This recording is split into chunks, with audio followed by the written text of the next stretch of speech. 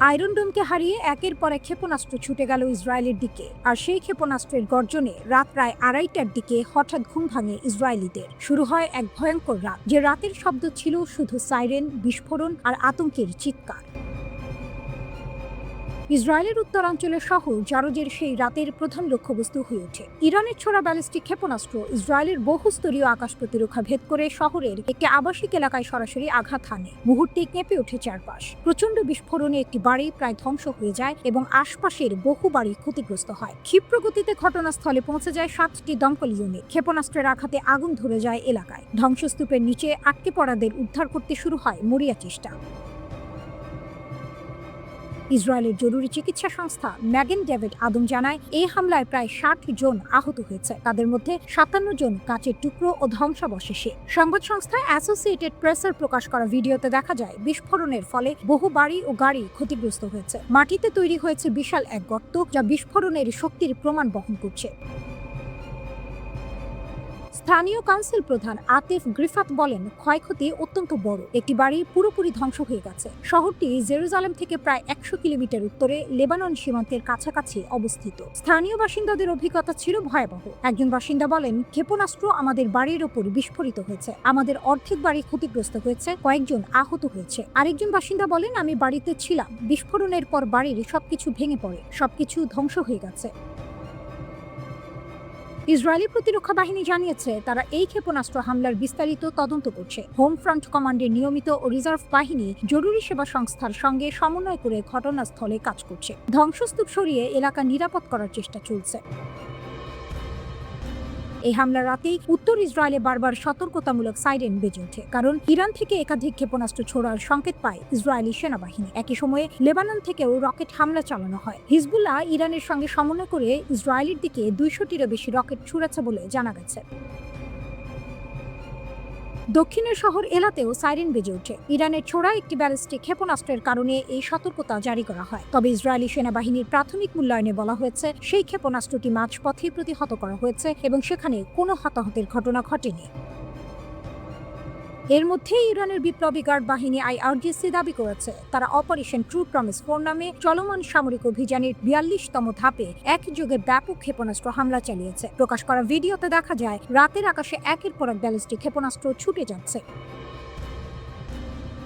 ইরানের দাবি, এই হামলায় ইমাদ, কাদর, খেবর শেকান এবং উন্নত ফাত্তা ক্ষেপণাস্ত্র ব্যবহার করা হয়েছে। পাশাপাশি আত্মঘাতী ড্রোনও মোতায়েন করা হয়েছে। লক্ষ্যবস্তু ছিল তেল আবিব সহ ইসরায়েলের বিভিন্ন গুরুত্বপূর্ণ শহর এবং অঞ্চলের মার্কিন সামরিক ঘাঁটি। শুধু তাই নয়, কয়েক ঘন্টার মধ্যেই ইরান 43তম ধাপের হামলার ঘোষণা দেয়। এরপর আবারও 44তম ধাপের ক্ষেপণাস্ত্র হামলা চালানোর দাবি করে তেহরান।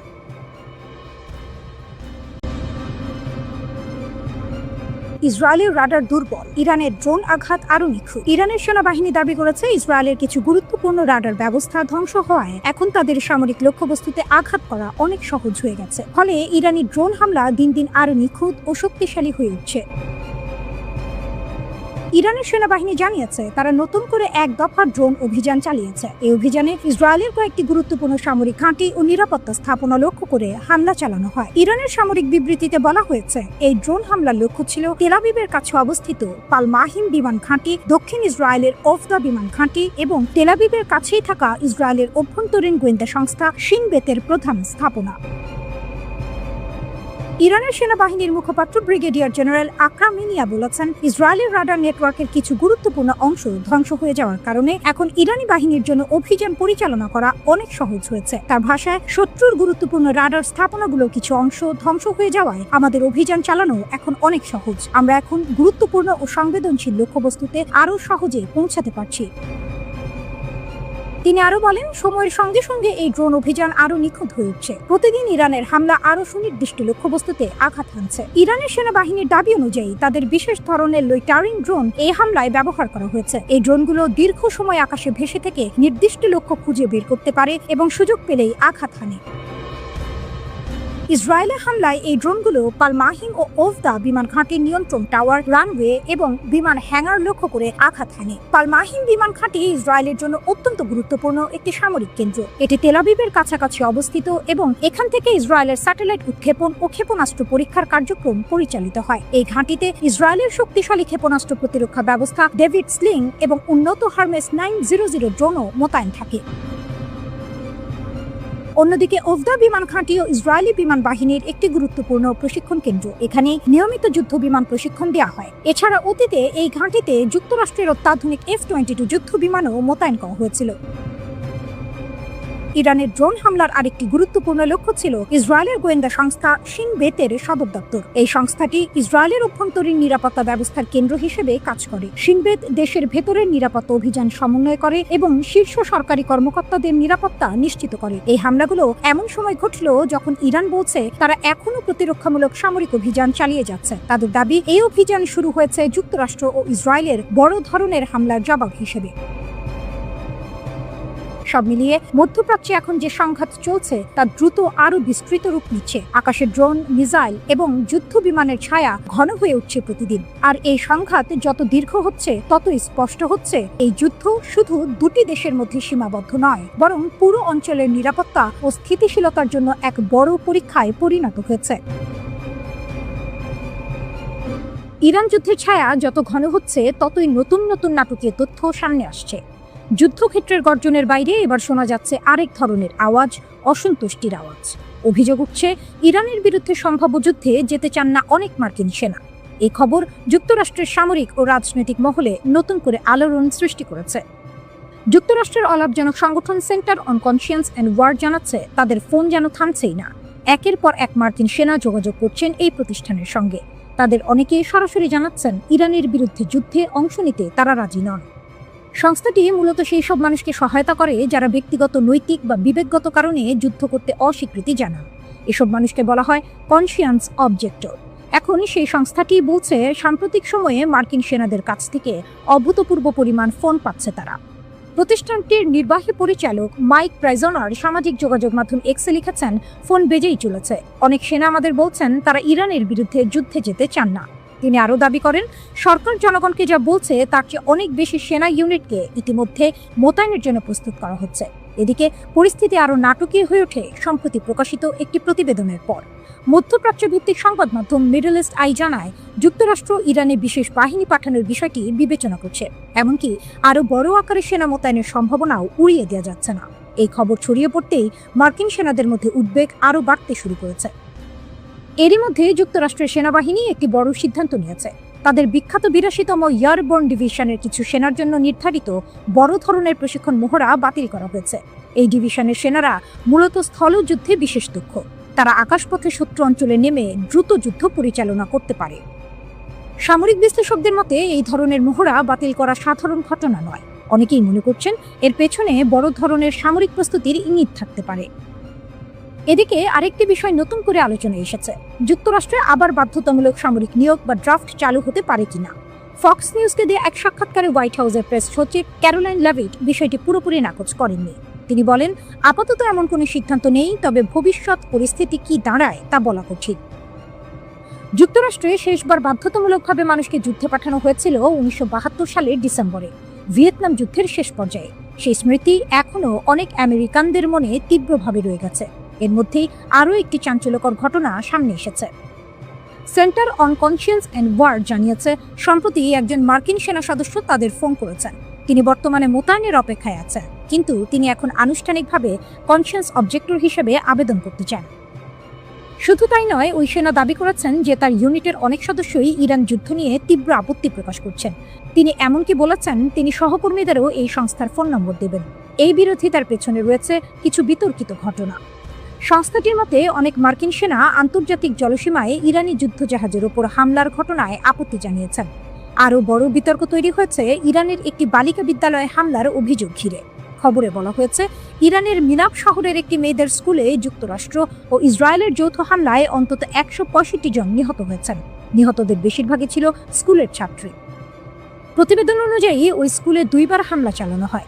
প্রথম হামলার পর আতঙ্কে শিক্ষার্থীরা এক জায়গায় জড়ো হয়, পরে তাদের উদ্ধার করতে আসা মানুষদের লক্ষ্য করে দ্বিতীয় হামলা করা হয়। পরে middle East Eye, new York Times এবং রয়টার্স সহ কয়েকটি সংবাদ মাধ্যম দাবি করে ওই হামলায় টমাহক ক্রুজ ক্ষেপণাস্ত্র ব্যবহারের প্রমাণ পাওয়া গেছে।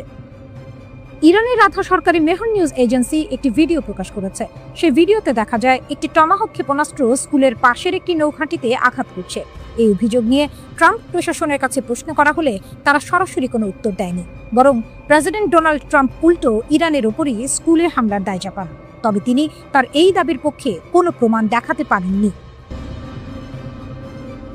Islamic Revolutionary Guard Corps IRGC বলছে তারা যুক্তরাষ্ট্রের গুরুত্বপূর্ণ সামরিক স্থাপনা লক্ষ্য করে বড় ধরনের আঘাত হেনেছে। IRGCর দাবি অনুযায়ী তারা অপারেশন ট্রু প্রমিস 4 নামের অভিযানে যুক্তরাষ্ট্রের সামরিক সম্পদে হামলা চালিয়েছে। ইরানের রাষ্ট্রীয় সংবাদ মাধ্যমের তথ্য অনুযায়ী সংযুক্ত আরব আমিরাতের আল রুইস এলাকায় একটি থার্ড বা terminal high altitude area defence ক্ষেপণাস্ত্র প্রতিরক্ষা রাডার ধ্বংস করা হয়েছে। তাদের দাবি এই রাডারটি ইসরায়েলের ক্ষেপণাস্ত্র প্রতিরক্ষা ব্যবস্থার অংশ হিসেবে কাজ করছিল, তবে এ বিষয়ে কোনো প্রমাণ এখনো প্রকাশ করা হয়নি। আরও বলা হয়েছে ইরানের দক্ষিণ পূর্ব শহর চাবাহার থেকে প্রায় 700 কিলোমিটার দূরে একটি মার্কিন নৌবাহিনীর জাহাজে ড্রোন ও ক্ষেপণাস্ত্র দিয়ে হামলা চালানো হয়েছে। এতে জাহাজটি অচল হয়ে পড়েছে বলে দাবি করা হয়েছে। সমুদ্রে উত্তেজনা, পরিস্থিতি আরো জটিল হয়ে ওঠে যখন IRGC দাবি করে তারা যুক্তরাষ্ট্রের বিমানবাহী রণতরী USS আব্রাহাম লিঙ্কনে হামলা চালিয়েছে। তাদের ভাষায় 4টি ব্যালিস্টিক ক্ষেপণাস্ত্র নিক্ষেপ করা হয়, কিন্তু যুক্তরাষ্ট্রের US সেন্ট্রাল কমান্ড সেন্টকম এই দাবি পুরোপুরি অস্বীকার করেছে। তারা জানিয়েছে কোনো ক্ষেপণাস্ত্র ওই জাহাজের কাছেও পৌঁছায়নি এবং জাহাজটি স্বাভাবিকভাবেই সামরিক কার্যক্রম চালিয়ে যাচ্ছে। এই অঞ্চলে যুক্তরাষ্ট্র ইতোমধ্যেই বড় সামরিক শক্তি মোতায়েন করেছে। USS জেরাল্ড আর ফোর্ড সহ একাধিক যুদ্ধ জাহাজ এবং প্রায় 10,000 অতিরিক্ত সেনা পাঠানো হয়েছে। সংঘাত ছড়িয়ে পড়ছে। এই সংঘাত এখন শুধু একটি দেশের মধ্যে সীমাবদ্ধ নেই। কুয়েত জানিয়েছে তারা ভোরে আকাশে আসা কিছু ক্ষেপণাস্ত্র ভূপাতিত করেছে, তবে সেগুলো কোথা থেকে এসেছে তা স্পষ্ট নয়। বাহরাইনে একটি ক্ষেপণাস্ত্র ভূপাতিত হওয়ার পর তার ধ্বংসাবশেষ পড়ে একটি বিদেশি জাহাজে আগুন লাগে। কাতারের দোহায় অবস্থিত আল উদেদ বিমান ঘাঁটিতেও হামলার চেষ্টা হয়, তবে বেশ কিছু ক্ষেপণাস্ত্র প্রতিহত করা হয়েছে বলে দাবি করেছে কর্তৃপক্ষ। ইরানের সশস্ত্র বাহিনী জানিয়েছে কুয়েত সীমান্তের কাছে একটি মার্কিন F-15 ঈগল যুদ্ধ বিমান তারা গুলি করে নামিয়েছে। তাদের ভাষায় এই বিমানটি ইরানের ভেতরে হামলার উদ্দেশ্যে ঢুকেছিল, তাই আকাশ প্রতিরক্ষা ব্যবস্থা এটিকে লক্ষ্য করে ধ্বংস করে। ইরানের খাতাম আল আনবিয়া এয়ার ডিফেন্স বেস এক বিবৃতিতে বলেছে বিমানটি ভূপাতিত হওয়ার পর এর ধ্বংসাবশেষ কুয়েতের ভেতরে গিয়ে পড়ে। অন্যদিকে কুয়েতের প্রতিরক্ষা মন্ত্রণালয়ও একটি যুদ্ধ বিমান ভেঙে পড়ার বিষয়টি নিশ্চিত করেছে এবং এর ভিডিও ইতিমধ্যে আন্তর্জাতিক গণমাধ্যমে ছড়িয়ে পড়েছে, তবে তারা সরাসরি এটি মার্কিন বিমান কিনা সে বিষয়ে স্পষ্ট কিছু বলেনি। কেন এটা গুরুত্বপূর্ণ? এই ঘটনার সবচেয়ে বড় দিক হলো যদি এটা সত্যি হয় তাহলে গত 27 বছরে প্রথমবার কোনো মার্কিন যুদ্ধ বিমান সরাসরি গুলি করে নামানো হলো। এর আগে 1999 সালে কসোভো যুদ্ধের সময় সাবেক যুগোস্লোভিয়া একটি F-117 নাইট ওয়াচ স্টেলথ বিমান ভূপাতিত করেছিল। তারপর থেকে এত বছরেও যুক্তরাষ্ট্রের কোনো যুদ্ধ বিমান ধ্বংস হওয়ার ঘটনা আনুষ্ঠানিকভাবে শোনা যায়নি। কুয়েতে একটি মার্কিন যুদ্ধ বিমান বিধ্বস্ত হয়েছে, যা প্রাথমিকভাবে F-15 মডেলের বলে ধারণা করা হচ্ছে। প্রাথমিক প্রতিবেদন অনুযায়ী বিমানে থাকা পাইলটরা নিরাপদে বেরিয়ে আসতে সক্ষম হয়েছেন। যুক্তরাষ্ট্রের প্রেসিডেন্ট ডোনাল্ড ট্রাম্প সরাসরি ইরানের সেনাবাহিনী ও ইসলামিক রিভলিউশনারি গার্ড কর্পস IRGC-কে বলেছিলেন অস্ত্র ফেলে দাও, না হলে নিশ্চিত মৃত্যু। শুনতে খুব শক্তিশালী বার্তা, কিন্তু বাস্তবে একদম উল্টো হলো। ইরান আত্মসমর্পণ তো করেনি, বরং ড্রোন ও ক্ষেপণাস্ত্র হামলা চালিয়েছে ইসরায়েল সহ বিভিন্ন মার্কিন ঘাঁটির দিকে। প্রশ্নটা তাই, ট্রাম্প কি IRGC-এর শক্তি সম্পর্কে ভুল ধারণা করেছিলেন? IRGC আসলে কি? IRGC হলো ইরানের সবচেয়ে শক্তিশালী সামরিক ও রাজনৈতিক বাহিনী। এটা 1979 সালের ইসলামী বিপ্লবের পর গড়ে ওঠে। নেতৃত্বে ছিলেন আয়াতুল্লাহ রুহুল্লাহ খোমেনি। এর মূল কাজ ইসলামী বিপ্লবকে রক্ষা করা, দেশের সর্বোচ্চ নেতা এর প্রতি সম্পূর্ণ আনুগত্য রাখা। এরা সাধারণ সেনাবাহিনীর মতো নয়, তারা সরাসরি রাষ্ট্রপ্রধান নয়, বরং ধর্মীয় নেতার প্রতি অনুগত। তাদের নিজস্ব স্থল, নৌ, বিমান বাহিনী আছে, এমনকি বিদেশে গোপন অপারেশন চালানোর জন্য কুদস ফোর্সও আছে। সহজভাবে বললে IRGC হলো সেনাবাহিনী, গোয়েন্দা সংস্থা আর রাজনৈতিক শক্তি। বাসিজ দেখতে সাধারণ কিন্তু ভয়ঙ্কর শক্তি। IRGC এর অধীনে আরেকটি শক্তিশালী বাহিনী হলো বাসিজ। এটা মূলত স্বেচ্ছাসেবক বাহিনী। সদস্য সংখ্যা প্রায় 4.5 লাখ। বেশিরভাগই তরুণ, নিম্নবিত্ত ও ধর্মীয়ভাবে অনুপ্রাণিত। তাদের কাজ কি? সরকার বিরোধী আন্দোলন দমন, যুদ্ধের সময়ে ফ্রন্ট লাইনে লড়াই, প্রয়োজনে আত্মাহুতি মিশনেও অংশগ্রহণ। 2009 সালের আন্দোলন, 2022 সালের আন্দোলন, সব জায়গাতেই বাসিজ ছিল সরকারের পক্ষে। আইআরজিসি ও বাসিজ শুধু সেনা না, তারা বিশ্বাস করে তারা ধর্ম ও রাষ্ট্র রক্ষা করছে। তাদের কাছে মৃত্যু মানে শহীদ হওয়া, আত্মসমর্পণ মানে বিশ্বাসঘাতকতা। তাই মৃত্যুর ভয় দেখিয়ে তাদের ভাঙা প্রায় অসম্ভব। আইআরজিসি শুধু যুদ্ধ করে না, তারা ইরানের অর্থনীতির বড় অংশ নিয়ন্ত্রণ করে। তেল, নির্মাণ, টেলিকম সবখানে তাদের প্রভাব। অর্থাৎ তারা শুধু সৈনিক না, তারা সিস্টেমের মালিক। এমন অবস্থায় কেউ কেন নিজের ক্ষমতা ছাড়বে? শক্তিশালী কাঠামো। আইআরজিসি এর ভেতরে একাধিক স্তরের নেতৃত্ব আছে। একজন নেতা মারা গেলেও সঙ্গে সঙ্গে নতুন নেতা আসে। এমনকি খামেনির মৃত্যুর পরও কাঠামো ভেঙে পড়েনি। আঞ্চলিক কৌশল। আইআরজিসি শুধু ইরানে সীমাবদ্ধ নয়, মধ্যপ্রাচ্যে বিভিন্ন মিত্রগোষ্ঠীর সাথে কাজ করে, যাকে বলা হয় এক্সিস অফ রেজিস্ট্যান্স। তাই তারা যুদ্ধকে শুধু দেশের ভেতরের বিষয় হিসেবে দেখে না, এটা তাদের কাছে বড় লড়াই। সামনে কি হতে পারে? বিশ্লেষকদের মতে ট্রাম্পের হুমকি আইআরজিসিকে দুর্বল না করে বরং আরও শক্তিশালী করেছে। এমনকি ভবিষ্যতে আইআরজিসি সরাসরি রাষ্ট্র ক্ষমতা নিয়ন্ত্রণ করতে পারে। জোনাথন প্যানিকভ, যিনি অ্যাটলান্টিক কাউন্সিল এর স্ক্রসফট মিডল ইস্ট সিকিউরিটি ইনিশিয়েটিভের পরিচালক, তিনি বলেন, ইরানের বর্তমান শাসন ব্যবস্থার পতন হলেও সেখানে গণতন্ত্র আসার সম্ভাবনা কম। বরং এমন একটি সামরিক নিয়ন্ত্রিত রাষ্ট্র গড়ে উঠতে পারে যেখানে নতুন একজন সর্বোচ্চ নেতাকে শুধু প্রতীক হিসেবে সামনে আনা হবে, যাতে রক্ষণশীল ইরানিদের সন্তুষ্ট রাখা যায়। কিন্তু প্রকৃত ক্ষমতা থাকবে আইআরজিসি এর হাতেই।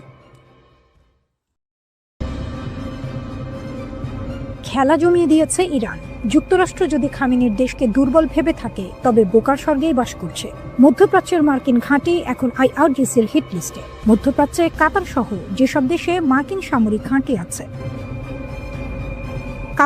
কাতারের আল উদেদ ঘাঁটিটি পুরো অঞ্চলের সবচেয়ে বড় মার্কিন ঘাঁটি। এখানে মার্কিন সেন্ট্রাল কমান্ড এবং এর বিমান বাহিনীর ফরওয়ার্ড হেডকোয়ার্টার রয়েছে। ইরাক, সিরিয়া ও আফগানিস্তানে মার্কিন সামরিক অভিযানের সময় আল উদেদ ঘাঁটি কেন্দ্রীয় ভূমিকা পালন করেছে। মার্কিন বিমান বাহিনীর ৩৭৯তম ইয়ার এক্সপিডিশনারি উইংও এখানে মোতায়েন রয়েছে। মার্কিন প্রেসিডেন্ট ডোনাল্ড ট্রাম্প মে মাসে মধ্যপ্রাচ্য সফরের সময় এই ঘাঁটি পরিদর্শন করেছিলেন।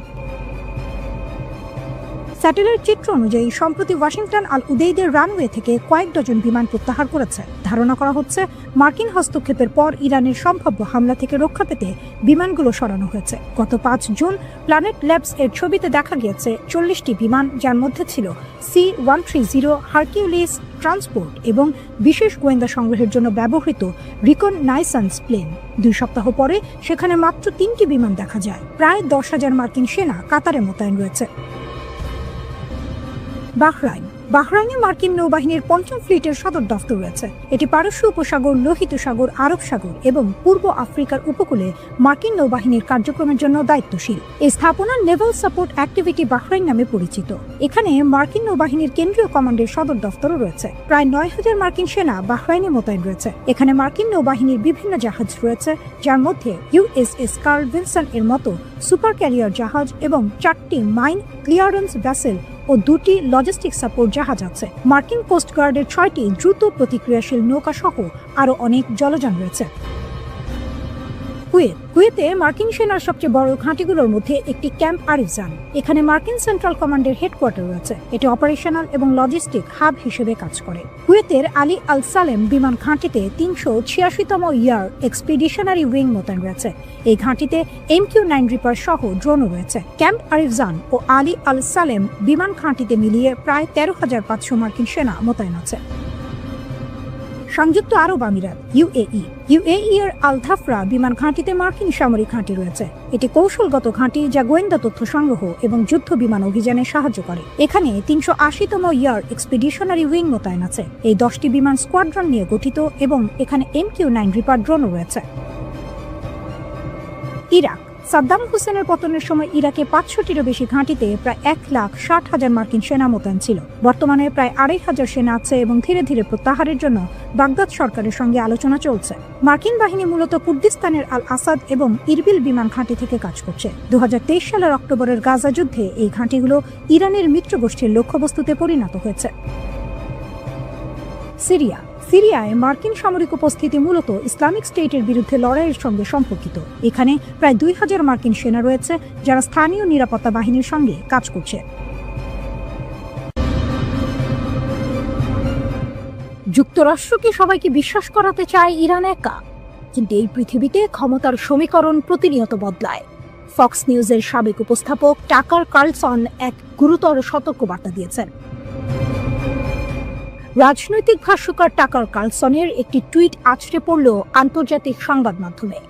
কার্লসন স্পষ্ট করে দিলেন, ইরানের পারমাণবিক কর্মসূচির দোহাই দিয়ে মার্কিনীরা যে যুদ্ধের দামামা বাজাচ্ছে তা কেবল মিথ্যাচার।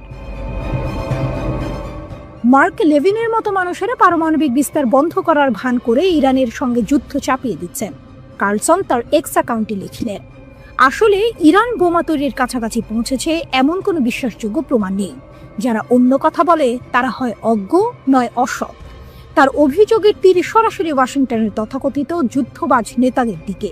তিনি দাবি করলেন, ইরান পারমাণবিক বোমা বানাচ্ছে না কারণ তারা জানে যদি বানাতো তাহলে মার্কিন যুক্তরাষ্ট্র তৎক্ষণাৎ যুদ্ধ শুরু করে দেবে, আর ইরান এতটা বোকা নয় যে নিজেদের ধ্বংস ডেকে আনবে। কিন্তু তাহলে কেন এই যুদ্ধের উন্মাদনা? কার্লসনের মতে আসল উদ্দেশ্য ভিন্ন। আসল লক্ষ্য হলো শাসন ব্যবস্থা পরিবর্তন। তিনি জোর দিয়ে বললেন, তরুণ আমেরিকানদের আবারও মধ্যপ্রাচ্যে ঠেলে দেওয়া হচ্ছে আরেকটি সরকার উৎখাত করার জন্য। কিন্তু আমেরিকা বিদেশি নেতাদের উৎখাত করে যতবার সফল হয়েছে তার চেয়ে বেশিবার বিপর্যয় ডেকে এনেছে। তিনি বললেন, আমেরিকানদের কাছে শাসন ব্যবস্থা পরিবর্তন এখন বিপর্যয়ের সমার্থক। তাই আসল উদ্দেশ্য লুকিয়ে রেখে তারা ইরান বোমা বানাচ্ছে, এই মিথ্যা ভীতি ছড়াচ্ছে। তারা বলবে ইরানের মতো দেশ কখনোই বোমা রাখতে পারে না। তারা লস অ্যাঞ্জেলসে পারমাণবিক হামলা চালাবে। আমাদের এখনই পদক্ষেপ নিতে হবে। কার্লসনের কণ্ঠস্বরে তীব্র শ্লেষ। কার্লসন থামলেন না। তিনি আমেরিকার জন্য একটি ভয়াবহ চিত্র তুলে ধরলেন। ইরানের কাছে পারমাণবিক অস্ত্র নাও থাকতে পারে, কিন্তু তাদের কাছে ব্যালিস্টিক ক্ষেপণাস্ত্রের এক ভয়ঙ্কর অস্ত্রাগার রয়েছে। তিনি সতর্ক করলেন, এই ক্ষেপণাস্ত্রগুলো পারস্য উপসাগরে অবস্থিত মার্কিন সামরিক স্থাপনা, আমেরিকার মিত্র দেশগুলো এবং গুরুত্বপূর্ণ জ্বালানি অবকাঠামোকে লক্ষ্য করে রাখা হয়েছে। কার্লসন আরও বললেন, ইরানের সঙ্গে যুদ্ধের প্রথম সপ্তাহে হাজার হাজার আমেরিকান নিহত হতে পারে। আমাদের অর্থনীতি ভেঙে পড়তে পারে, কারণ তেলের দাম আকাশচুম্বী হবে। তিনি কল্পনা করে বললেন, $30 পেট্রোলের প্রভাব বিবেচনা করুন। কিন্তু সম্ভাব্য যুদ্ধের দ্বিতীয় সপ্তাহে কি হবে? যুদ্ধের দ্বিতীয় সপ্তাহ আরও খারাপ হতে পারে। কার্লসন বললেন, ইরান ইরাক বা লিবিয়া নয়, এমনকি উত্তর কোরিয়াও নয়।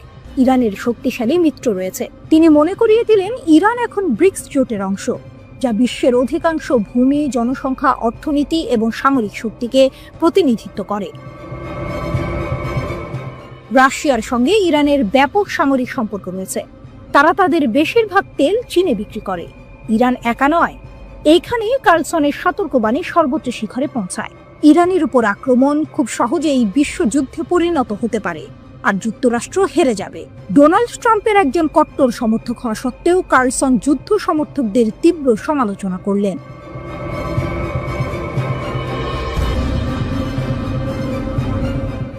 আন্তর্জাতিক মঞ্চে যখন ইরান তার পারমাণবিক কর্মসূচি নিয়ে কোণঠাসা, ঠিক তখনই পর্দার আড়াল থেকে উঠে এলো এক জোরালো কণ্ঠস্বর। বিশ্বজুড়ে যখন ইরানের পারমাণবিক কর্মসূচি নিয়ে উদ্বেগ আর নিষেধাজ্ঞার কালো মেঘ, তখন রাশিয়া সরাসরি তেহরানের পক্ষে দাঁড়ালো। ক্রেমলিনের মুখপাত্র দিমিত্রি পেসকভ স্পষ্ট ভাষায় জানালেন, মস্কো চায় ইরানের পারমাণবিক ইস্যুর শান্তিপূর্ণ সমাধান হোক এবং তেহরানের বৈধ অধিকার রক্ষা করা হোক। রাশিয়ান সংবাদ সংস্থা তাস এই খবরটি নিশ্চিত করে। এ যেন কোনো থ্রিলার সিনেমার মোড় ঘোরানো মুহূর্ত। পেসকভ বলেছেন, আমরা ইরানের পারমাণবিক সমস্যা শান্তিপূর্ণভাবে সমাধানের প্রচেষ্টাকে সম্পূর্ণভাবে সমর্থন করি। বিশ্বের প্রতিটি রাষ্ট্রেরই শান্তিপূর্ণ পারমাণবিক শক্তি ব্যবহারের অধিকার আছে এবং এটি আন্তর্জাতিক পরমাণু শক্তি সংস্থা ও বৈশ্বিক সম্প্রদায়ের কড়া নজরদারিতে হওয়া উচিত। তিনি আরও যোগ করেন, এই ধরনের কর্মসূচি বিশ্বের অনেক দেশেই পরিচালিত হচ্ছে এবং আমরা বিশ্বাস করি ইরান সহ সব দেশের এই অধিকার থাকা উচিত। এখানেই আসে গল্পের আসল টুইস্ট।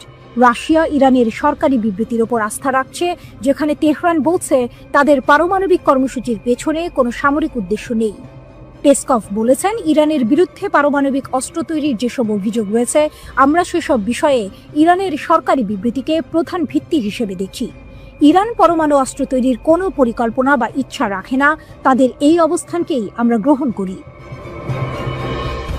কিন্তু পশ্চিমাদের প্রশ্ন, এই শান্তিপূর্ণ পারমাণবিক কর্মসূচি কতটা নিশ্চিত করবে যে ইরান কখনোই পারমাণবিক অস্ত্রের দিকে ঝুঁকবে না? এদিকে ইরান যুক্তরাষ্ট্র পারমাণবিক আলোচনার প্রেক্ষাপটেও নতুন কিছু তথ্য সামনে এসেছে, যা পরিস্থিতিকে আরও জটিল করে তুলেছে। মার্কিন প্রেসিডেন্ট ডোনাল্ড ট্রাম্প এর আগে দম্ভ করে বলেছিলেন, যুক্তরাষ্ট্র ইরানকে ইউরেনিয়াম সমৃদ্ধির অনুমতি দেবে না। কিন্তু মার্কিন সংবাদ মাধ্যম এক্সিওস জানায়, চলতি বছরের 30 মে ওয়াশিংটনের পক্ষ থেকে ইরানকে একটি প্রস্তাব দেওয়া হয়েছে, যেখানে সীমিত পরিসরে ইউরেনিয়াম সমৃদ্ধির অনুমতি দেওয়ার কথা বলা হয়েছে। এই খবরটা যেন কোনো থ্রিলার সিনেমার ক্লাইম্যাক্সের আগে আসা অপ্রত্যাশিত তথ্য। ওমানের মধ্যস্থতায় ইরান ও যুক্তরাষ্ট্রের মধ্যে রোমে অনুষ্ঠিত হয় 5ম দফা আলোচনা। ওমানের পররাষ্ট্রমন্ত্রী বদর আল বুসাইদি জানান, কিছু অগ্রগতি হয়েছে, তবে তা এখনো চূড়ান্ত নয়। ইরানের প্রধান আলোচক ও পররাষ্ট্রমন্ত্রী আব্বাস আরাকচি আশাবাদ ব্যক্ত করে বলেছেন, আরও 1 বা 2 রাউন্ড আলোচনার মধ্য দিয়ে আমরা ইতিবাচক সমাধানে পৌঁছাতে পারব। বিশ্লেষকদের মতে, রাশিয়ার এই অবস্থান আন্তর্জাতিক অঙ্গনে ইরানকে কূটনৈতিকভাবে শক্তিশালী করছে এবং পারমাণবিক ইস্যুতে মধ্যপ্রাচ্যে উত্তেজনা প্রশমের পথ খুলে দিতে পারে। শান্তিপূর্ণ পারমাণবিক উন্নয়নের পক্ষে রাশিয়ার সরাসরি সমর্থন ইরানের জন্য যেমন কৌশলগত সুবিধা তৈরি করেছে, তেমনি এটি ভবিষ্যতের আলোচনায় একটি ভারসাম্যপূর্ণ পরিবেশ গঠনে সহায়ক হতে পারে। কিন্তু এই গল্পের শেষ কোথায়? একদিকে যখন রাশিয়া ইরানের পাশে দাঁড়িয়ে শান্তিপূর্ণ পারমাণবিক অধিকারের কথা বলছে, অন্যদিকে যুক্তরাষ্ট্র সীমিত সমৃদ্ধির প্রস্তাব দিচ্ছে। ইরান কি শেষ পর্যন্ত তার পারমাণবিক উচ্চাকাঙ্ক্ষা ত্যাগ করবে?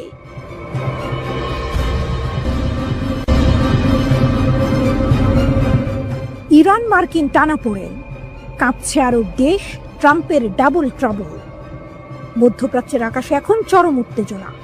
একদিকে ইসরায়েল মুখিয়ে আছে ইরানের পারমাণবিক স্থাপনায় হামলা চালানোর জন্য, অন্যদিকে যুক্তরাষ্ট্রের উপর চাপ বাড়াচ্ছে 3 গুরুত্বপূর্ণ আরব দেশ, সৌদি আরব, কাতার এবং সংযুক্ত আরব আমিরাত। তাদের একটাই দাবি, ইরানে হামলা নয়। কিন্তু কেন এই 3 দেশ ইরানের পক্ষে ব্যাট করছে? উত্তরটা কিন্তু মোটেও ইরানকে বাঁচানোর জন্য নয়, বরং নিজেদের অস্তিত্ব রক্ষার তাগিদে। কাঁচের ঘরে মার্কিন সেনা, কেন এত ভয়? সম্প্রতি মার্কিন প্রেসিডেন্ট ডোনাল্ড ট্রাম্প যখন সৌদি আরব, কাতার ও সংযুক্ত আরব আমিরাত সফরে গিয়েছিলেন, তখন এই 3 দেশের নেতারা তাকে স্পষ্ট বার্তা দেন। তারা অনুরোধ করেন যুক্তরাষ্ট্র যেন ইরানের পারমাণবিক অবকাঠামোতে কোনো ধরনের হামলা না চালায়। এর কারণ হলো, এই 3 দেশেই আমেরিকার বিশাল সামরিক ঘাঁটি রয়েছে। তাদের আশঙ্কা, যুক্তরাষ্ট্র যদি ইরানে হামলা চালায়, তাহলে ইরান পাল্টা আক্রমণ হিসেবে এই দেশগুলোতে হামলা চালাতে পারে। ইরানের সামরিক বাহিনী কিন্তু বসে নেই। তারা সোজা সাপটা হুমকি দিয়েছে, মধ্যপ্রাচ্যে 50,000 মার্কিন সেনা কাঁচের ঘরে বসে আছে। আর কাঁচের ঘরে বসে কারো দিকে পাথর ছোড়া ঠিক হবে না। শুধু তাই নয়, মধ্যপ্রাচ্যের যেসব দেশে মার্কিন সেনাদের ঘাঁটি আছে, ইরানের পররাষ্ট্র মন্ত্রণালয় তাদের চিঠি দিয়ে সতর্ক করে দিয়েছে, যদি তাদের দেশ থেকে মার্কিন সেনারা ইরানের হামলার প্রতিক্রিয়া দেখায়, তাহলে তেহরান সেই সব দেশে পাল্টা হামলা চালাবে। অর্থাৎ সৌদি আরবের ক্রাউন প্রিন্স মোহাম্মদ বিন সালমান, আরব আমিরাতের প্রেসিডেন্ট মোহাম্মদ বিন জায়েদ এবং কাতারের আমির তামিম আল থানি সবাই ট্রাম্পের কাছে একই আশঙ্কা প্রকাশ করেছেন। তাদের ভয়, ইরানের পারমাণবিক অবকাঠামোতে হামলা হলে এই দেশগুলোতে মার্কিন ঘাঁটি থাকায় তারা সরাসরি ইরানের পাল্টা হামলার শিকার হতে পারে। গোপন কূটনৈতিক চাল, কে কাকে বাঁচাচ্ছে? এই জটিল পরিস্থিতিতে সৌদি আরবের একটি পদক্ষেপ বেশ তাৎপর্যপূর্ণ। 2 দশকেরও বেশি সময় পর সম্প্রতি ইরানের রাজধানী তেহরান সফর করেছেন সৌদি রাজ পরিবারের জ্যেষ্ঠ সদস্য এবং প্রতিরক্ষামন্ত্রী প্রিন্স খালিদ বিন সালমান। তার এই সফর ছিল মধ্যপ্রাচ্যের সম্ভাব্য সংঘাত এড়াতে অত্যন্ত গুরুত্বপূর্ণ একটি কূটনৈতিক উদ্যোগ। প্রিন্স খালিদ বিন সালমান ইরানের সর্বোচ্চ ধর্মীয় নেতা আয়াতুল্লাহ খামেনিকে সৌদি বাদশাহ সালমান বিন আব্দুল আজিজের একটি গোপন বার্তা পৌঁছে দেন। ওই বার্তায় যুক্তরাষ্ট্রের সঙ্গে পরমাণু চুক্তির আলোচনায় গুরুত্ব দিয়ে অংশ নিতে ইরানকে অনুরোধ জানানো হয়।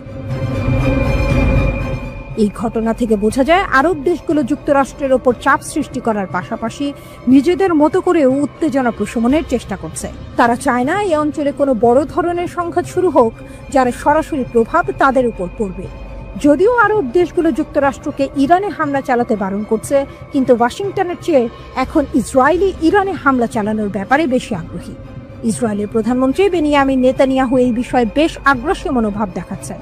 তবে মার্কিন প্রেসিডেন্ট ডোনাল্ড ট্রাম্প ইসরায়েলি প্রধানমন্ত্রীকে এই বিষয়ে কঠোরভাবে হুঁশিয়ারি দিচ্ছেন। ট্রাম্পের দাবি, ইরানের সঙ্গে তাদের পারমাণবিক আলোচনা বেশ ভালোভাবেই এগোচ্ছে।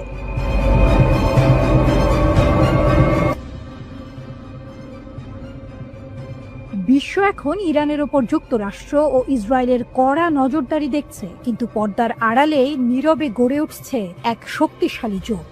এই জোট মধ্যপ্রাচ্য আর বৈশ্বিক ক্ষমতা ভারসাম্য বদলে দিতে চলেছে। একের পর এক মার্কিন নিষেধাজ্ঞা আর ইসরায়েলের হামলার হুমকি সত্ত্বেও ইরান ঠিকই মাথা উঁচু করে দাঁড়িয়ে আছে। এর পেছনে মূল শক্তি হলো বিশ্বের অন্যতম পরাশক্তি রাশিয়া। প্রায় ২০ বছরের বেশি সময় ধরে চলা রুশ ইরান বন্ধুত্বে বেশ চাপে আছে ইসরায়েল ও যুক্তরাষ্ট্র। প্রশ্ন হলো, মার্কিন প্রশাসন আর তেল আবিবের চোখ ফাঁকি দিয়ে কিভাবে ইরান ও রাশিয়া মধ্যপ্রাচ্যে এত শক্তিশালী একটি বলয় তৈরি করলো? ইরান আর রাশিয়ার সামরিক সম্পর্ক আমরা যা ভাবি তার চেয়েও অনেক গভীর। গত ১০ বছরে মস্কো আর তেহরান মিলে এক শক্তিশালী সামরিক জোট তৈরি করেছে। যুক্তরাষ্ট্র সহ পশ্চিমাদের নিষেধাজ্ঞা উপেক্ষা করে ২০১৬ সালে রাশিয়া ইরানকে আধুনিক S-300 ক্ষেপণাস্ত্র প্রতিরক্ষা ব্যবস্থা দিয়েছে। এর ফলে ইরান ইসরায়েলি সহ শত্রুদের ছোড়া ক্ষেপণাস্ত্র নিমিষেই গুঁড়িয়ে দেওয়ার ক্ষমতা অর্জন করেছে।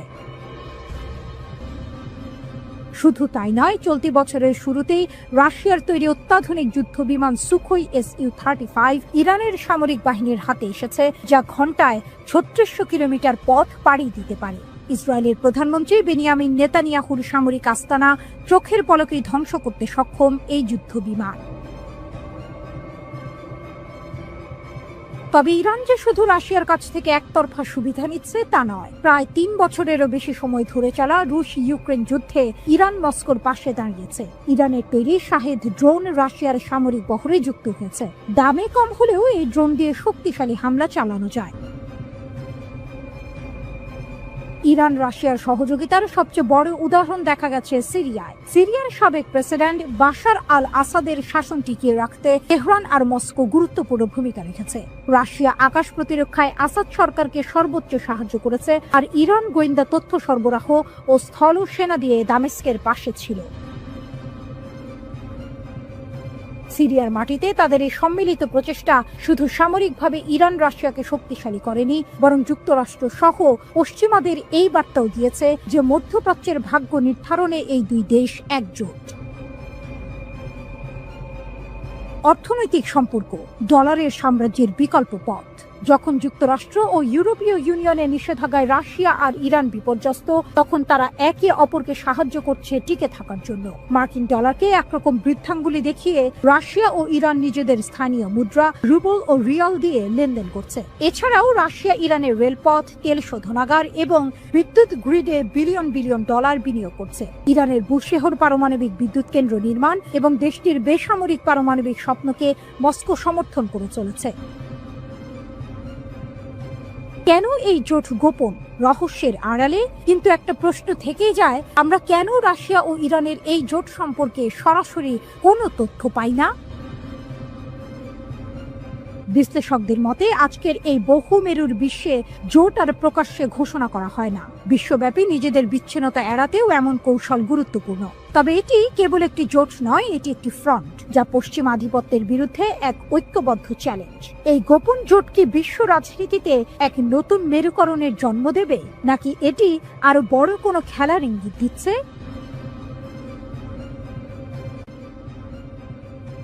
আলোচনার আলো নিভে গেল, ঝড় উঠল ইউরোপে। ইরান কি তবে পারমাণবিক অস্ত্রের দোরগোড়ায়? সব ছিল ঠিকঠাক, আলোচনা বসবে সেটাও জানা ছিল। মধ্যস্থতাকারীরা তৈরি ছিলেন, সময় চূড়ান্ত হয়ে গিয়েছিল প্রায়। চতুর্থ দফার আলোচনার জন্য সাজানো হয়েছিল কূটনৈতিক টেবিল, কিন্তু ঠিক শেষ মুহূর্তে যেন কেউ আলো নিভিয়ে দিল। বাতিল হয়ে গেল সেই বহু প্রতীক্ষিত বৈঠক। ইরান ও যুক্তরাষ্ট্র, দুই শত্রু, দুই ইতিহাস আর দুই শক্তিধর। বহু বছর ধরে সম্পর্কের আগুন জ্বলছে ধিকি ধিকি। আর এবার যখন আসা যাচ্ছিল, আলোচনার আলো ফুটছিল দিগন্তে, তখনই হঠাৎ সেই আলো নিভে গেল এক অজানা বাতাসে। প্রশ্ন উঠছে, এটা কি শুধুই দুর্ঘটনা, নাকি এর পেছনে লুকিয়ে আছে কোনো গভীর রাজনৈতিক ঝড়? সেই ঝড়ের শব্দ কি পৌঁছে গেছে ইউরোপ পর্যন্ত? গত 3 সপ্তাহে পরপর 3টি পরোক্ষ বৈঠক হয়েছে যুক্তরাষ্ট্র ও ইরানের মধ্যে। স্থান ওমান ও ইতালি। আলোচনার বিষয়বস্তু ছিল দুইটি: যুক্তরাষ্ট্রের নিষেধাজ্ঞা তুলে নেওয়া এবং ইরানের পারমাণবিক কর্মসূচি নিয়ে স্পষ্ট সিদ্ধান্ত। প্রথম, দ্বিতীয় এবং তৃতীয় দফায় দুই পক্ষই সন্তুষ্টি জানিয়েছিল। সবাই বলেছে আলোচনা ছিল গঠনমূলক ও ইতিবাচক। ইরান জানায় চতুর্থ দফার জন্য সব প্রস্তুতি নেওয়া হয়েছে। ওমান, যুক্তরাষ্ট্র ও ইরান 3 পক্ষই ছিল রাজি। তারিখও ঠিক ছিল, এপ্রিলের শেষ সপ্তাহে বসবে বৈঠক। কিন্তু তখনই আসে এক অপ্রত্যাশিত ঘোষণা। কারিগরি ও যৌক্তিক কারণে বৈঠক স্থগিত। এই ঘোষণার পরপরই বদলে গেল পুরো দৃশ্যপট। আলোচনা স্থগিতকরণ নিয়ে যেমন প্রশ্ন উঠেছে, তেমনি ইউরোপে ছড়িয়ে পড়েছে নতুন আতঙ্ক। বিশেষ করে ফ্রান্স দাবি করছে ইরান গোপনে পারমাণবিক অস্ত্র বানানোর পথে অনেক দূরে এগিয়ে গেছে। ফ্রান্সের পররাষ্ট্রমন্ত্রী জান-নোয়েল বারো সরাসরি বলেন, ইরান এখন পারমাণবিক অস্ত্র তৈরির দোরগোড়ায় দাঁড়িয়ে আছে। যদি এই কর্মসূচি ইউরোপের নিরাপত্তাকে হুমকির মুখে ফেলে, তাহলে আমরা আর এক মুহূর্তও দেরি করব না। আমরা 10 বছর আগের প্রত্যাহার করা সব নিষেধাজ্ঞা আবার ফিরিয়ে আনব। গত 28 এপ্রিল জাতিসংঘ নিরাপত্তা পরিষদের একটি গোপন বৈঠকে ফরাসি পররাষ্ট্রমন্ত্রী বারো বলেন, ইরানের কাছে বর্তমানে 6000 কিলোগ্রামেরও বেশি সমৃদ্ধ ইউরেনিয়াম রয়েছে, যা 2015 সালের পরমাণু চুক্তির নির্ধারিত সীমার প্রায় 30 গুণ বেশি। তিনি সতর্ক করে বলেন, এখন ইরানের ব্রেকআউট টাইম, অর্থাৎ বোমা তৈরি করতে যত সময় লাগে তা 1 বছর আগে কয়েকদিনে নেমে এসেছে।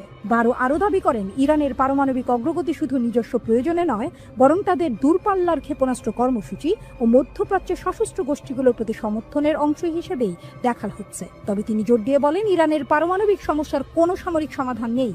কূটনৈতিক পথই একমাত্র বিকল্প, যদি ইরান তা বেছে নেয়। নিষেধাজ্ঞার ব্যাপারে ফ্রান্সের হুমকির জবাব তেহরান থেকে ঝড়ের মতো। ইরানের পররাষ্ট্র মন্ত্রণালয়ের মুখপাত্র ইসমাইল বাঘাই বলেন, ফ্রান্স যা বলেছে তা সম্পূর্ণ ভিত্তিহীন। তারা ইচ্ছাকৃতভাবে সংঘাত তৈরি করতে চাইছে। এই ধরনের বক্তব্য আন্তর্জাতিক কূটনীতির জন্য অপমানজনক। আর জাতিসংঘে ইরানের স্থায়ী প্রতিনিধি আমির সাইদ ইরানি বললেন, এই হুমকি আসলে জাতিসংঘ সনদের সরাসরি লঙ্ঘন। এটি চাপ তৈরি করে আলোচনাকে ধ্বংস করার একটি অপচেষ্টা। তেহরান আবারও বলছে, তাদের পারমাণবিক কর্মসূচি সম্পূর্ণ শান্তিপূর্ণ। তারা কোনো পারমাণবিক বোমা বানাতে চায় না। কিন্তু পশ্চিম দুনিয়া, বিশেষ করে যুক্তরাষ্ট্র ও ইউরোপ, সেই কথায় ভরসা রাখতে পারছে না। ইরানের পররাষ্ট্রমন্ত্রী আব্বাস আরাকচি জানিয়েছেন, আমরা আলোচনার মাধ্যমে সমস্যার সমাধান চাই। ইউরোপীয় ত্রয়ী, যুক্তরাজ্য, ফ্রান্স ও জার্মানির সঙ্গে আমরা নতুন করে আলোচনার দিনক্ষণ নির্ধারণ করব। আলোচনা বন্ধ, অভিযোগ শুরু, উত্তেজনা বাড়ছে। আলোচনার মঞ্চ ফাঁকা হলেও পর্দার পেছনে চলছে এক অদৃশ্য কূটনৈতিক লড়াই।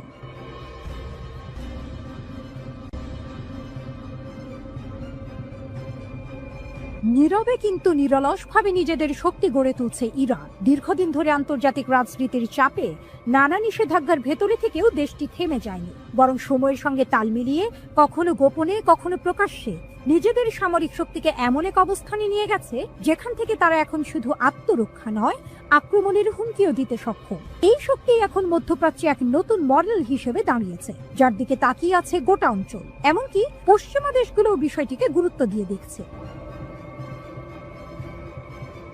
ইরান খুব ভালো করেই জানে, শুধু কথায় নয়, রাজনীতিতে নিজের শক্তি প্রমাণ করতে হয় বাস্তবে, প্রযুক্তিতে সামরিক। সেই দিকেই এগোচ্ছে তারা। যেভাবে কৃত্রিম বুদ্ধিমত্তা বা এআই প্রযুক্তি কাজে লাগিয়ে যুদ্ধের রূপ বদলে দেওয়ার চেষ্টা করছে, তা শুধুই প্রযুক্তির উন্নয়ন নয়, বরং এক ধরনের বিপ্লব। এখানে অস্ত্র মানে আর শুধু ধাতব যন্ত্র নয়, বরং এমন এক মাধ্যম যা লক্ষ্য ঠিক করতে পারে, বুঝতে পারে পরিস্থিতি এবং সিদ্ধান্তও নিতে পারে।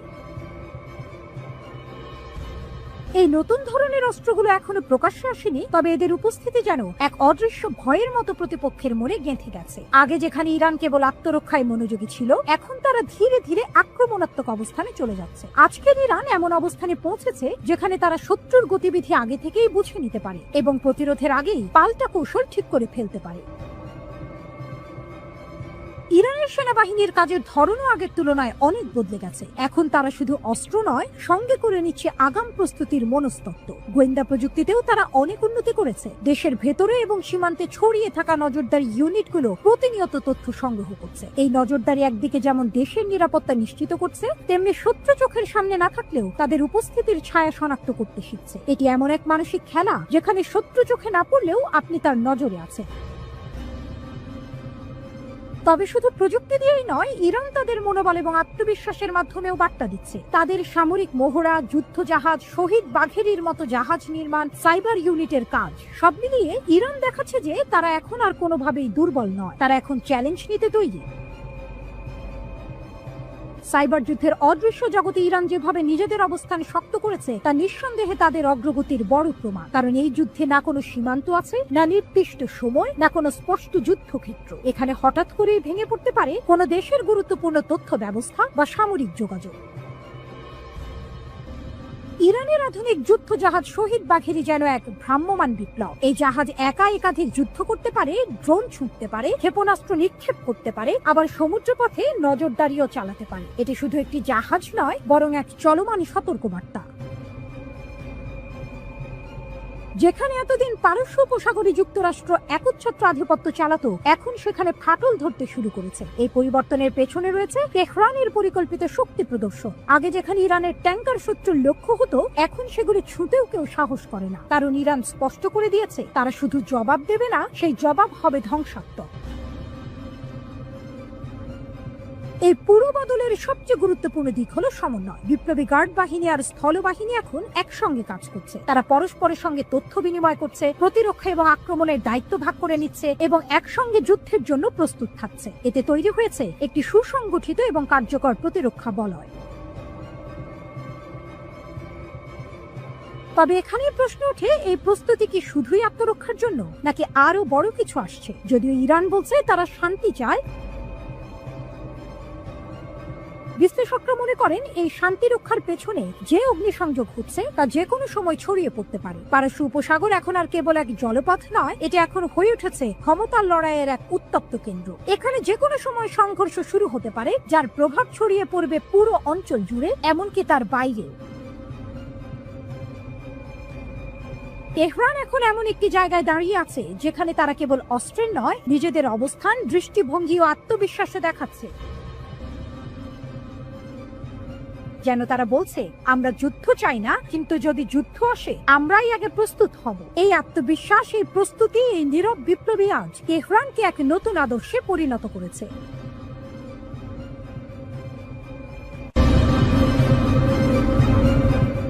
বাঘ শক্তিশালী হলেও মৌমাছির ঝাঁকটাকে পরাস্ত করতে পারে। ইতিহাসের এই সরল সত্যটি যেন বারবার শক্তিশালী রাষ্ট্রগুলোর ঔদ্ধত্যকে চূর্ণ করে দেয়। নেপোলিয়ন বা হিটলারের মতো ক্ষমতাধর শাসকরাও শেষ পর্যন্ত পরাস্ত হয়েছিলেন। বর্তমান প্রেক্ষাপটে ডোনাল্ড ট্রাম্পের ইরানকে ধ্বংস করার হুমকির পরিপ্রেক্ষিতে এই ঐতিহাসিক সত্যটি আরো বেশি প্রাসঙ্গিক হয়ে উঠেছে। প্রশ্ন জাগে, ইরান কি সত্যিই এত সহজে ধ্বংস করা যায়?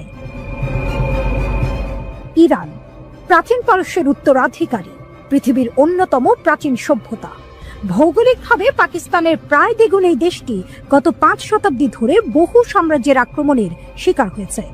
রোমান, আরব, মঙ্গল, তুর্কি, রাশিয়ান, এমনকি ব্রিটিশ শক্তিও ইরান দখলের চেষ্টা করেছে। কিন্তু আশ্চর্যজনকভাবে কেউই ইরানকে সম্পূর্ণরূপে পদানত করতে পারেনি। ইতিহাস সাক্ষী প্রাচীন পারস্য সাম্রাজ্য কতটা শক্তিশালী ছিল। এমনকি সাদ্দাম হোসেনও 8 বছর রক্তক্ষয়ী যুদ্ধ চালিয়েও ইরানকে জয় করতে পারেনি। আজকের দিনে পশ্চিমা বিশ্ব ইরানের ওপর একের পর এক নিষেধাজ্ঞা আরোপ করছে, কিন্তু এত চাপ সত্ত্বেও ইরান পশ্চিমা দেশগুলোর রক্তচক্ষুকে উপেক্ষা করে টিকে আছে। এর কারণ কি শুধুই সামরিক শক্তি, নাকি ইরানের এই স্থিতিশীলতার পেছনে অন্য কোনো রহস্য লুকিয়ে আছে?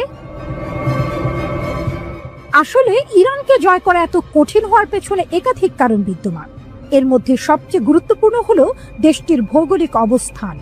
ইরানের দক্ষিণ ও পশ্চিম সীমান্ত জুড়ে বিস্তৃত জাগ্রস পর্বতশ্রেণী প্রায় 1600 কিলোমিটার দীর্ঘ। এটি উপকূল রেখা থেকে শুরু করে ইরাক ও তুরস্ক পর্যন্ত বিস্তৃত এবং ইরানের জন্য এক দুর্ভেদ্য প্রাকৃতিক প্রাচীর হিসেবে কাজ করে। এই পুরো পার্বত্য এলাকা পাথুরে এবং সহজে অতিক্রম করা যায় না। কৌশলগতভাবে গুরুত্বপূর্ণ বিষয় হলো এই পর্বতশ্রেণীর পাদদেশে অবস্থিত খোজেস্তান প্রদেশ ইরানের বৃহত্তম তেল ভাণ্ডার। 1979 সালের ইসলামিক বিপ্লবের সুযোগ নিয়ে 1980 সালে সাদ্দাম হোসেন ইরান আক্রমণ করেছিলেন। তার পরিকল্পনা ছিল প্রথমে খোজেস্তানের তেল ক্ষেত্র দখল করে ধীরে ধীরে ইরানের অভ্যন্তরে প্রবেশ করে অন্যান্য শহরগুলো দখল করা এবং শেষ পর্যন্ত ইসলামিক বিপ্লবকে নস্যাৎ করা। কারণ সেই সময় ইরানের আয়াতুল্লাহ খোমেনি অন্যান্য আরব দেশগুলোতেও ইসলামিক বিপ্লবের আহ্বান জানিয়েছিলেন, যা সেখানকার রাজতান্ত্রিক শাসনের জন্য হুমকি স্বরূপ ছিল। এমনকি আরব দেশগুলো ছাড়াও ব্রিটেন ও আমেরিকা ইরানের বিরুদ্ধে যুদ্ধে সাদ্দামকে সমর্থন জুগিয়েছিল। যুদ্ধের শুরুতে সাদ্দাম হোসেন ইরানের অবকাঠামো ধ্বংসের উদ্দেশ্যে ব্যাপক বোমা বর্ষণ করেন, কিন্তু একটি দেশকে দখল করতে সামরিক অভিযানের বিকল্প নেই। প্রথম 2 বছরে ইরাকি বাহিনী ইরানের পশ্চিমাঞ্চল সহ খোজেস্তান দখল করতে সক্ষম হয়েছিল, কারণ বাগদাদ থেকে ইরাকি সেনাদের কাছে সহজে রসদ সরবরাহ করা যাচ্ছিল। কিন্তু ইরানের অভ্যন্তরে প্রবেশ করতে গিয়ে তারা বাধার সম্মুখীন হয়। সেই দুর্ভেদ্য বাধা ছিল জাগ্রস পর্বতশ্রেণী। ইরাকি সেনারা বহু চেষ্টা করে এই পাহাড় অতিক্রম করে ইরানে প্রবেশ করতে ব্যর্থ হয়। উল্টো ইরানি সেনাবাহিনী পাল্টা আক্রমণ চালিয়ে ইরাকের অভ্যন্তরে প্রবেশ করে। তবে এখানে ইরান একটি ভিন্ন সমস্যার সম্মুখীন হয়। ইরানের প্রধান ডিপো ও শহরগুলো জাগ্রস পর্বতের বিপরীত দিকে অবস্থিত হওয়ায় সেনাদের কাছে সময় মতো রসদ সরবরাহ করা কঠিন হয়ে পড়ে। এই কারণেই প্রায় 8 বছর ধরে চলা এই রক্তক্ষয়ী যুদ্ধের কোনো সুস্পষ্ট ফলাফল আসেনি।